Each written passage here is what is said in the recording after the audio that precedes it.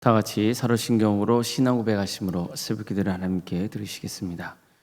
나는 전능하신 아버지 하나님 천지의 창조주를 믿습니다. 나는 그의 유일하신 아들 우리 주 예수 그리스도를 믿습니다.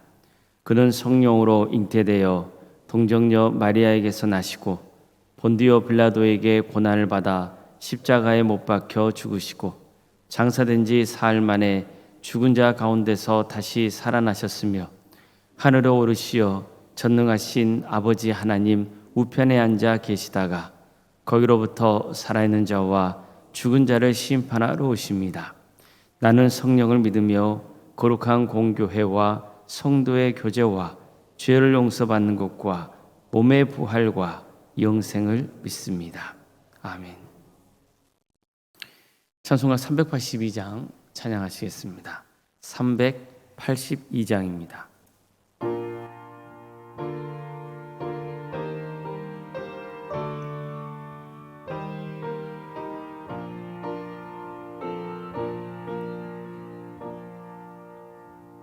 어근신 걱정 말아라 주 너를 지키리 주 날개 밑에 가라 주 너를 지키리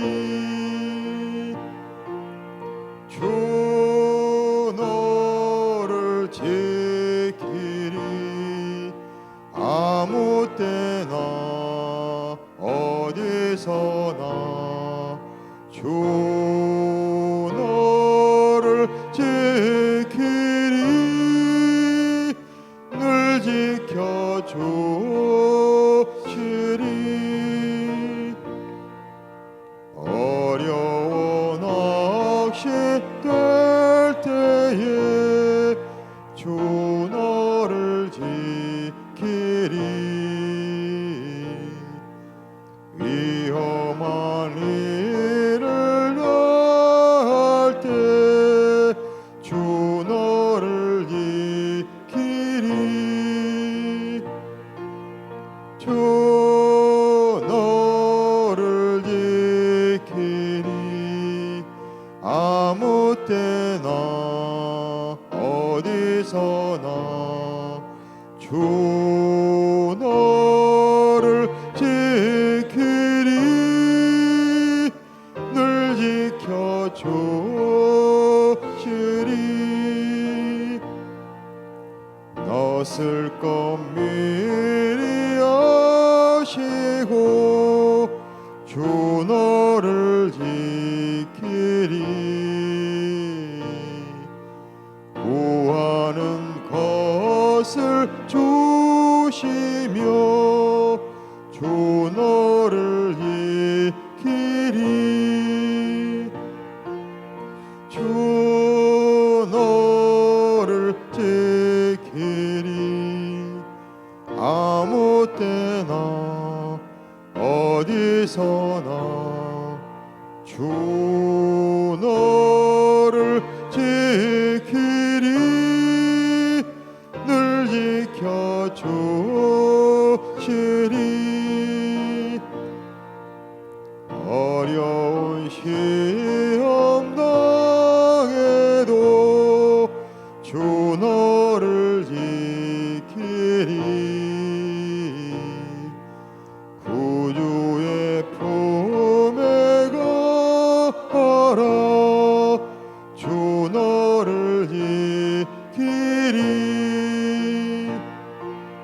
주 너를 지키리 아무 때나 어디서나 주 너를 지키리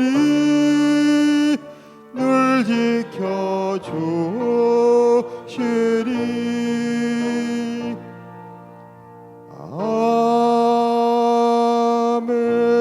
아멘.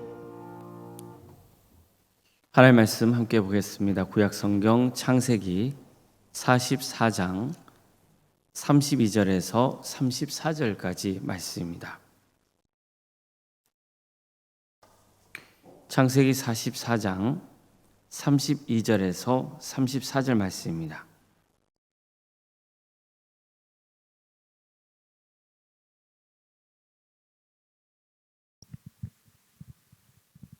창세기 44장 32절에서 34절까지 말씀을 교독하시겠습니다.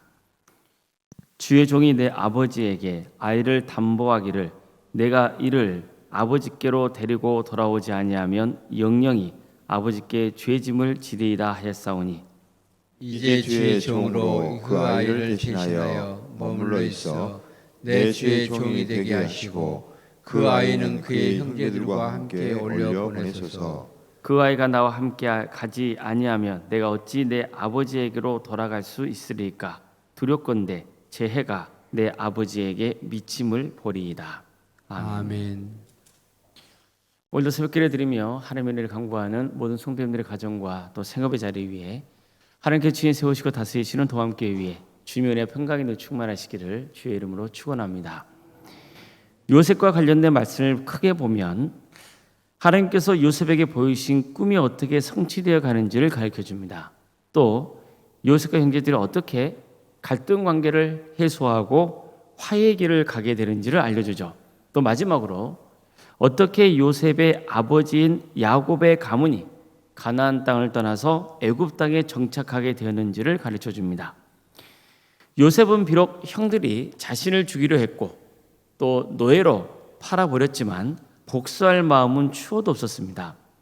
이 모든 게 다 이 세상을 주관하고 다스리시는 하나님의 섭리 안에 있다고 믿었기 때문입니다.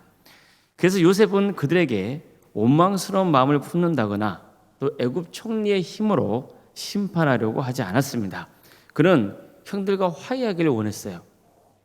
하지만 화해라고 하는 것은 어느 한쪽만 화해하려고 한다고 해서 되는 게 아니지 않습니까? 서로의 입장이 다를 수 있기 때문에 마음이 맞아야 합니다. 서로의 실수나 잘못을 돌아보고 부정한 모습을 인정해야 화해가 가능한 거죠. 그래서 요셉은 형들과 화해하기 전에 그들의 마음이 어떤지를 알고 싶었던 겁니다. 벌써 형들이 자신을 팔아넘긴 지 20여 년의 세월이 지났습니다. 요셉은 그동안 형들이 어떻게 변화되었는지 확인할 필요가 있었어요. 따라서 그는 애굽 총리라는 권력을 적절히 활용해서 형제들을 시험에 봤던 거죠. 그 첫 번째 시험이 뭐였습니까? 형제들을 간첩으로 모는 거죠. 그래서 사흘간 모든 형제를 감옥에 가둬둡니다. 그리고 시몬만 인질로 남게 하고 나머지 형제들을 고향으로 돌아가게 했습니다.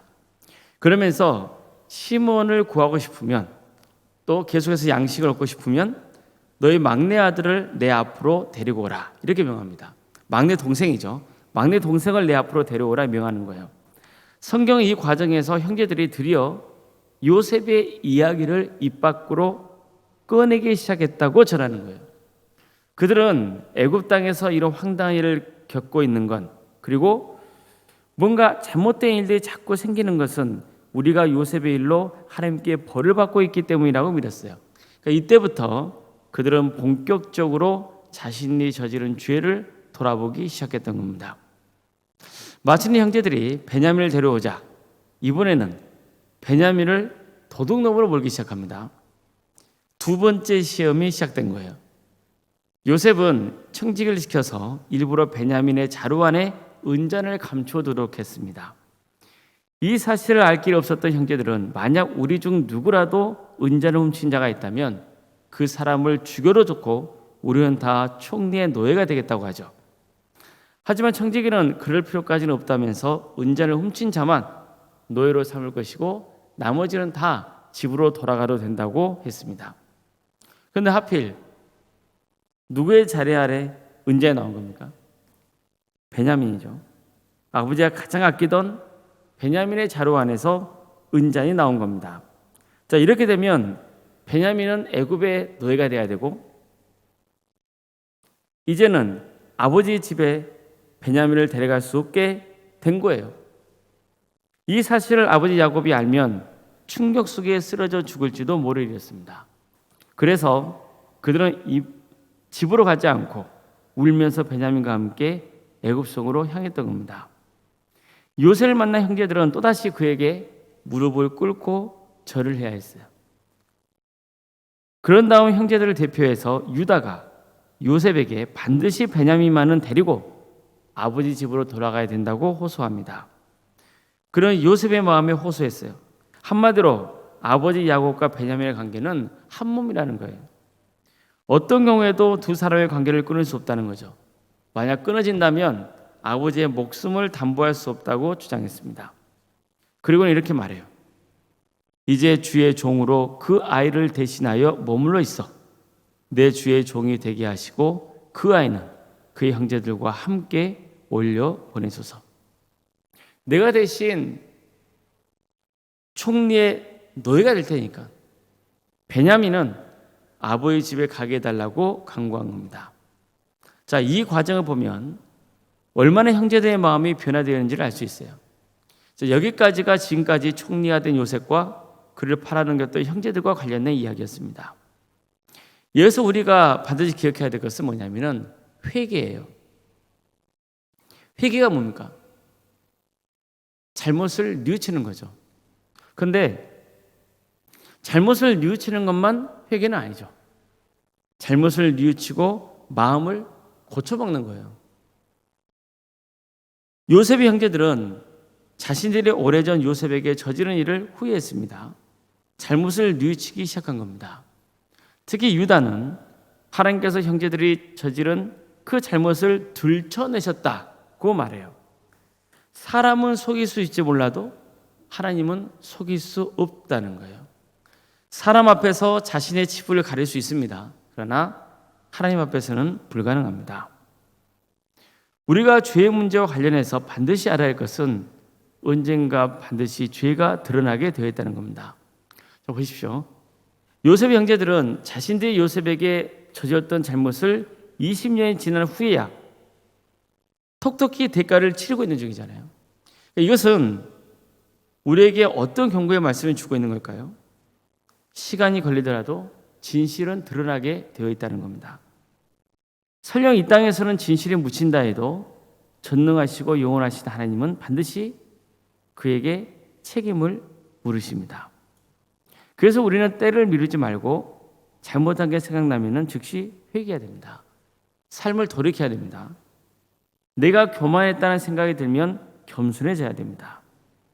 입술로만 겸손하게 살겠다고 하면 안 돼요. 몸이 따라야 됩니다. 이게 진짜 회개입니다. 그래야만 우리는 죄의 사실에 얽매이지 않을 수 있습니다. 죄를 진정으로 회개하고 하나님의 용서를 받을 때 우리는 참 소망 속에 담대하게 살아갈 수 있는 겁니다. 우리는 본성이 타락했기 때문에 자기 합리화가 강해요. 다른 사람의 죄에 대해서는 담대하게 지적하면서 자기 자신에 대해서는 관대하거든요. 이런 것들이 얼마나 잘못되는지를 우리는 말씀을 통해서 깨달아야 하는 거죠. 진짜 중요한 건 뭐냐면 다른 사람의 죄를 들춰내는 것이 아니라 내 죄를 볼 수 있어야 돼요. 그게 중요한 겁니다. 본문을 보면 형제들 중에서 야곱의 네 번째 아들인 유다가 형제들을 주도하고 있다는 것을 알 수 있습니다. 그럼 오래전 요셉을 팔자고 제안한 적이 있었죠.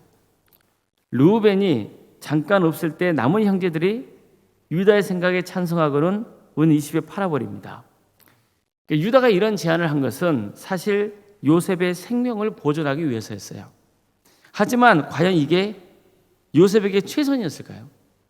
사실 유다는 요셉을 살리려는 조치를 취한 거죠. 그래서 차라리 그를 팔자고 했지만 동시에 이 말은 더 이상 요셉을 책임질 마음이 없다는 뜻도 되는 거예요. 요셉을 팔아버렸다는 것은 요셉이 아버지의 집에서 더 이상 살 수 없게 되었다는 뜻이 되죠. 한마디로 유다는 요셉을 책임질 필요가 없는 거예요. 그러니까 결과적으로 그는 요셉을 외면했던 겁니다. 형제들이 요셉이 죽었다고 아버지에게 거짓말했을 때에도 유다는 함께했어요. 유다는 나름 자기 합리화가 있었을 거예요. 내가 팔자고 제안했으니까 그래도 요셉이 산 거지. 그런 마음으로 살았을 거란 말이에요. 그러나 사실은 그것도 뭐예요? 죄예요. 자기 합리화예요. 그는 형제들이 요셉이 죽었다고 거짓말할 때 함께 했어요. 그런데 지금 어떻습니까? 요셉의 친동생을 끝까지 지켜내려고 하고 있어요. 자기가 대신 노예가 되어 한해 있어도 베냐민만은 아버지 품에 안겨드려야 한다고 믿었어요. 그래서 베냐민 대신 자신이 노예가 되겠다고 한 겁니다. 이처럼 어느덧 유다는 비록 네 번째 아들임에도 불구하고 형제들 안에서는 실질적인 리더의 역할을 했던 겁니다. 과거에는 별로 성숙하지 않은 리더십을 발휘했다면 지금은 달랐어요. 그는 헌신하기로 합니다. 책임지는 모습을 보입니다. 특히 유다는 아버지에게 반드시 베냐민을 데려오겠다고 약속했죠. 그는 아버지의 약속을 끝까지 지키려고 했습니다. 이처럼 유다는 책임을 다하고자 했어요. 요셉은 유다의 말을 듣고 형들이 정말 많이 변했구나. 정말 많이 좋아졌구나. 정말 많이 성숙해졌구나. 이런 마음을 품게 됩니다. 그래서 드디어 자신의 신분을 밝히고 화해할 때가 되었다고 확신하게 된 겁니다. 이처럼 우리도 서로 화해하려면 사람이 변해야 됩니다. 이전보다 더 나은 사람이 되어야 돼요. 그러려면 내 자신의 삶에 대해 민감해야 됩니다. 죄는 언젠가 밝혀지게 되어 있어요. 그래서 되도록 죄를 짓지 않는 게 중요하지만 죄를 지었다면 정말 마음을 다해서 회개하고 삶을 새롭게 고치도록 노력해야 되는 겁니다. 우리는 언젠가 하나님의 심판대 아래 서게 될 것이라고 믿고 사는 사람들입니다. 이때는 정말로 모든 게 다 밝혀지게 되어 있습니다. 그래서 늘 하나님의 은혜를 바라며 죄를 회개하고 삶을 새롭게 고쳐나도록 힘써야 하는 겁니다. 우리가 늘 하나님의 말씀을 가까이 하며 예배자의 삶을 살아야 하는 것도 이런 이유 때문입니다. 성경 말씀은요, 나를 비추는 등불이죠. 내 어둠을 밝혀주는 등불이에요. 내 어둠을 밝혀준다는 것은 무슨 말이냐면 내 죄를 들춰낸다는 거예요. 또 나를 비춰주는 거울과 같아요. 내 죄를 보여주는 거울과 같은 거죠. 그래서 우리는 항상 말씀 앞에서 내 삶을 돌아보고 고쳐나가도록 힘써야 하는 겁니다. 또 유다는 성도는 어떤 사람이어야 하는지를 보여줘요. 성도는 책임을 질 줄 아는 사람이어야 합니다. 자신을 희생할 줄 아는 사람이어야 돼요. 대접받고 군림하려고 할 때 공동체보다 자신의 안위를 먼저 생각할 때 그 공동체는 큰 어려움을 겪게 되는 거죠. 그러나 우리 한 사람 한 사람이 섬기려고 할 때 또 내려놓으려고 할 때 책임을 함께 지고 문제를 풀어가려고 할 때 그 공동체는 소망이 있는 겁니다. 본문은 우리가 서로 화해하려면 회개해야 되고 또 책임은 질 줄 알아야 하고 희생할 줄 알고 용서할 줄 알아야 한다는 사실을 가르쳐줍니다. 이것은 사람과의 관계만 아니라 하나님과의 관계도 마찬가지입니다. 놀랍게도 하나님이 이런 일을 먼저 우리에게 행하셨습니다. 하나님은 우리와 화해하기를 원하세요. 그래서 우리의 잘못을 일깨워 주려고 하시는 거예요. 이뿐만이 아닙니다. 하나님은 우리를 하나님의 형상으로 창조하셨습니다. 우리를 자녀로 삼으신 거예요. 그래서 우리를 위해서 끝까지 책임을 지고자 하십니다. 우리를 포기하지 않으시고 구원으로 인도하고자 하시는 거예요. 하나님은 우리와 화해하기 위해서 희생도 마다하지 않으셨습니다. 하나님은 당신의 외아들 예수님을 인간의 몸으로 있게 하시고 이 땅에 보내셨습니다. 그래서 우리 대신 산 제물이 되게 하셔서 십자가에 달려 죽게 하시는 거예요. 이게 하나님께서 우리와 화해하시기 위해서 행하신 일인 겁니다. 우리도 하나님이 행하시는 화해의 역사에 동참할 수 있기를 바랍니다. 그러려면 회개해야 합니다. 희생해야 하고 책임을 다해야 합니다. 용서할 줄 알아야 됩니다. 여러분, 사람과의 관계에 있어서 정말 중요한 게 뭔지 아십니까? 그 사람의 꼴을 볼 줄 알아야 돼요. 나와 똑같을 수 없어요. 여러분, 함께 사는 가족이라도 다 같은 가족입니까? 다 내 마음이던가요? 그렇지 않아요. 달라요. 내 뱃속에서 나온 자식이라도 달라요. 그럴 수밖에 없죠. 그럼에도 불구하고 어떻게 살아갑니까? 우리는 품어주고 용서하면서 살아가는 거예요. 또 각자의 인생을 누가 주관하신다고요? 하나님이 주관하신다는. 또 그 믿음을 가지고 그 영혼을 위해서 기도하면서 살아가는 거예요. 그런데 항상 우리가 기억해야 할 것이 뭐냐면은 우리가 인생을 살아가는 목표가 뭐냐는 거예요. 그것은 화해하는 거예요. 먼저 나와 하나님이 화해하는 거예요. 하나님과 내가 화해해야 뭐 할 수 있는 겁니까? 구원받을 수 있어요. 그런데 나와 하나님과 화해하지 못하도록 막는 장벽이 있잖아요. 그 장벽이 뭐냐면 죄라고 해요. 그래서 우리는 이 죄의 문제를 해결해야 되는 거예요. 그러면 우리가 이 죄의 문제를 스스로 해결할 수 있습니까? 못하죠. 그래서 하나님께서는 우리와 화해하기 위해서 우리 죄를 대신 지게 하기 위해 예수님을 이 땅에 보내신 거예요. 그래서 그 용서의 은혜를 입기 때문에 우리는 하나님과 화해할 수 있는 길이 열리게 되는 거예요. 그러면 사람과의 관계도 마찬가지예요. 우리는 살아가면서 항상 화해를 지향해야 돼요. 신앙생활도 마찬가지입니다. 여러분, 교회 생활 하다 보면은 다툼 없습니까? 있죠. 나하고 다른 사람이 있어요. 그게 오해가 됐건 정말 잘못이 되었건 사람과의 관계는 틀을 수 있어요. 그럼에도 불구하고 항상 우리가 지향해야 하는 것은 뭐 하는 거예요? 화해를 지향해야 돼요. 용서해야 돼요. 그리고 잘못한 게 생각나면은 잘못했다는 것을 인정하는 것도 중요한 거예요. 그게 책임이에요. 우리는 항상 화해를 지향해야 돼요. 왜냐하면은 하나님이 행하시는 역사가 바로 뭐냐면은 화해의 역사이기 때문입니다. 항상 우리 인생 여정은 그러면서 화해를 지향해야 됩니다. 하나님과 화해하고 이웃과 화해를 지향해야 돼요. 부부간에 마찬가지예요. 부모 자식 간에도 마찬가지예요.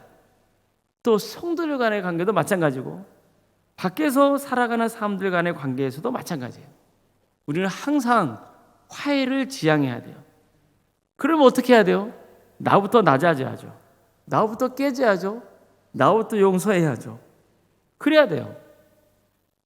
이런 삶을 통해서 하나님이 베푸시는 구원의 축복을 누리고 또 우리도 하나님의 은혜 속에 살아가는 복된 인생이 되시기를 주의 이름으로 축원합니다. 기도하시겠습니다.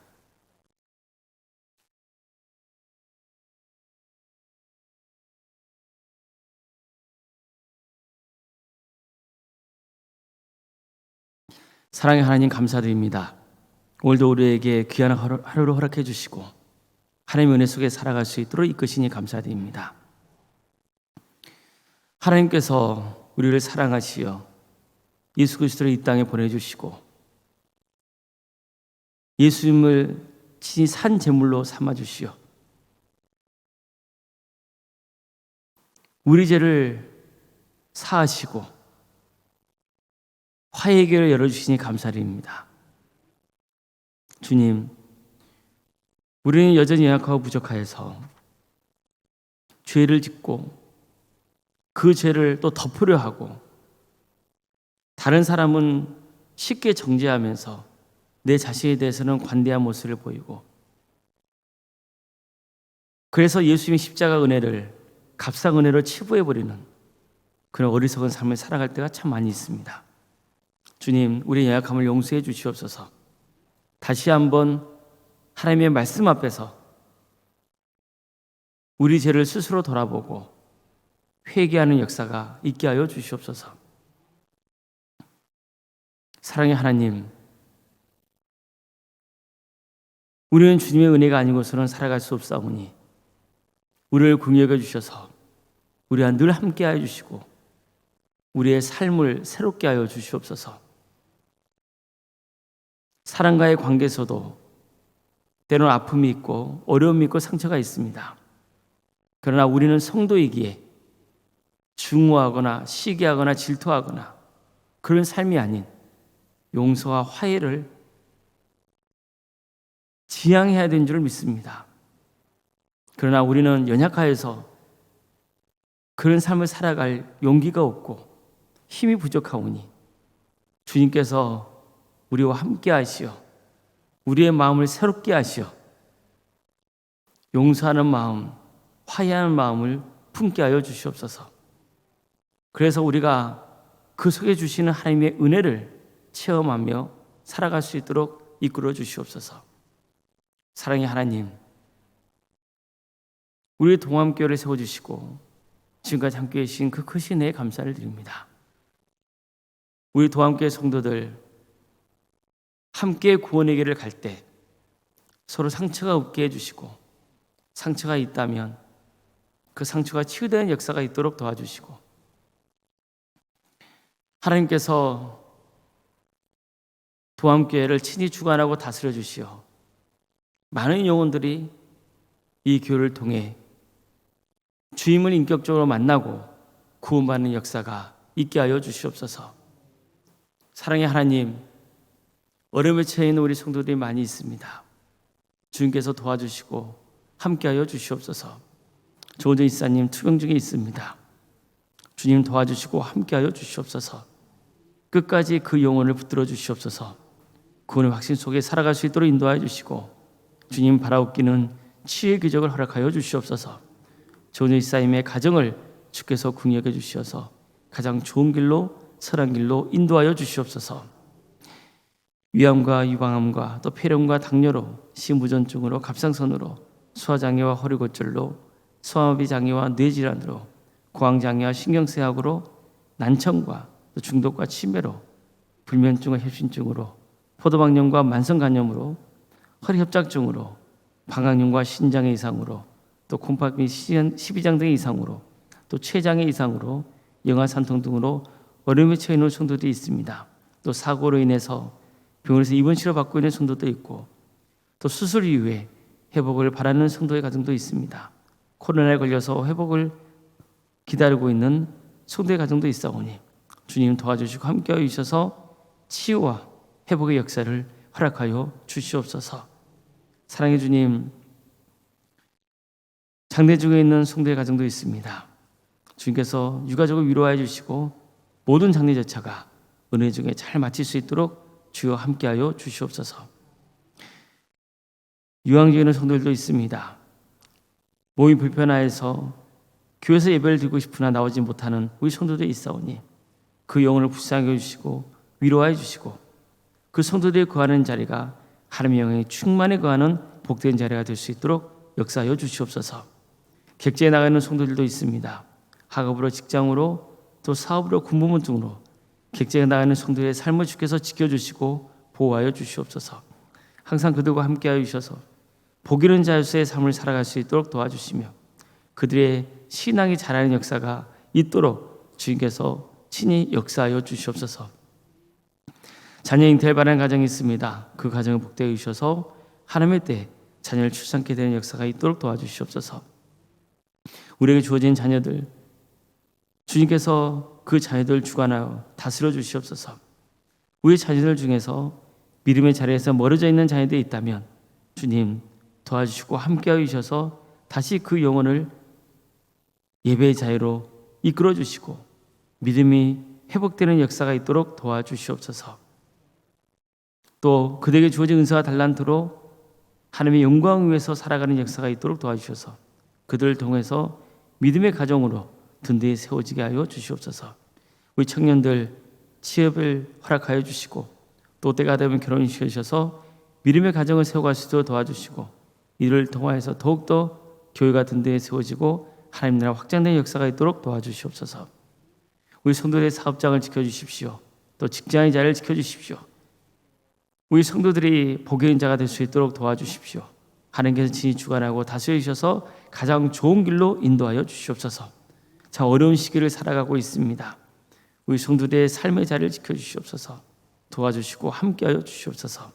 교회 학교와 구역과 자치기관 등 또 전도특공대와 기도특공대와 또 동암지원센터와 살아있는 등 여러 부서를 운영토 인도하심에 감사드립니다. 이 귀한 사역을 통하여서 하나님 나라 확장되는 역사가 있도록 인도하여 주시옵소서. 주님, 우리 교회가 생육과 본성의 축복이 차고 넘치는 역사가 있도록 도와주시옵소서. 교회 주방에 니브레 공사 진행 중에 있사오니 안전하게 진행될 수 있도록 도와주시고 이 귀한 사역을 통하여서 우리 성도들이 더욱더 좋은 환경과 여건 속에서 섬기며 또 식탁의 교제를 나누는 역사가 있도록 도와주시옵소서. 동아일보 행사를 진행 중에 준비하고 있습니다. 참여하는 모든 손길들 가운데 함께 해주시고 은혜롭게 동아일보 행사가 진행될 수 있도록 인도하여 주시옵소서. 주님, 우리가 창립 기념주의를 준비하고 있사오니 모든 가정 가운데 함께 해 주시옵소서. 그리고 또한 함원 중창단을 통하여서 또 연습이 진행되고 그래서 하나님께 영광의 찬송을 올려드리고자 하오니 주님께서 준비하는 모든 과정 가운데 함께하여 주시옵소서. 오노생각 사모님 성령 충만케 하여 주시고 또 세상에 할 수 없는 평안의 축복을 부어주시며 믿음의 명가를 세워가는 복된 가문 될 수 있도록 도와주시옵소서. 우리 교회 귀한 직분자를 세워주신 것 감사드립니다. 장로님과 안수이사님과 권상과 집사님 교육자 모두에게 성령 충만케 하여 주시고 주어진 사역을 또 잘 감당하여서 하나님께 칭찬받는 복된 직분자들 다 될 수 있도록 주여 함께하여 주시옵소서. 우리 교회에서 드리는 모든 예배가 성령 충만의 예배가 될 수 있도록 도와주시고 또 많은 성도가 모여서 하나님의 예배케 되는 역사가 있도록 도와주시옵소서. 특별히 오늘 수요일밤 예배로 모이게 됩니다. 주님, 이 예배를 통하여서 하나님 영광 받아주시고 우리 성도들이 큰 은혜 받는 귀한 역사가 있도록 도와주시옵소서. 수요일밤 예배에 참여하지 않았던 성도들이라 할지라도 또 때가 되면 또 참여할 수 있는 기회를 허락하여 주시고 그래서 예배를 사모하는 마음 또 예배를 통해서 또 영적인 능력을 얻고 셈 없는 역사가 있게 하여 주시옵소서. 광주 지역을 주께서 기억하여 주시고 영적대 각성운동이 일어나 많은 영혼이 회개하고 주님께로 돌아오는 역사가 있게 하여 주시옵소서. 주님, 이 나라의 하나님의 공의와 정의가 바로 세워지게 하여 주시고 주께서 세우신 위정자들 주님께서 그들에게 힘주셔서 바르게 나라를 섬길 수 있도록 주님 함께하여 주시옵소서. 이 나라의 하나님의 공의와 정의가 진정으로 바로 세워지기를 소망하오니 도와주시며 이를 위해서 이 땅에 세워진 교회들이 정말 정신 차려서 하나님의 말씀을 바르게 증거하고 빛과 소금의 사명을 능력있게 잘 감당할 수 있도록 주여 함께하여 주시옵소서. 주님, 우리 북한 동포들 주께서 국력을 주셔서 하루속의 해방과 자유 기쁨을 맛보게 해주시며 하나님 나라를 선신하고 있는 목회자와 선교사들 가운데 함께하여 주셔서 지치지 않도록 영적인 권세를 부어주시고 또 그대의 가정을 지켜주시며 사회자를 지켜주셔서 그대의 헌신을 통하여서 하나님 나라가 확장되는 역사가 있게 인도하여 주시옵소서. 주님, 오늘 하루의 삶 살아갑니다. 도와주십시오. 함께하여 주시옵소서. 거룩하신 예수님의 이름으로 기도드리옵나이다. 아멘. 하늘에 계신 우리 아버지, 아버지의 이름을 거룩하게 하시며 아버지의 나라가 오게 하시며 아버지의 뜻이 하늘에서와 같이 땅에서도 이루어지게 하소서. 오늘 우리에게 일용할 양식을 주시고 우리가 우리에게 잘못한 사람을 용서하여 준 것 같이 우리 죄를 용서하여 주시고 우리를 시험에 빠지지 않게 하시고 악에서 구하소서. 나라와 권능과 영광이 영원히 아버지의 것입니다. 아멘.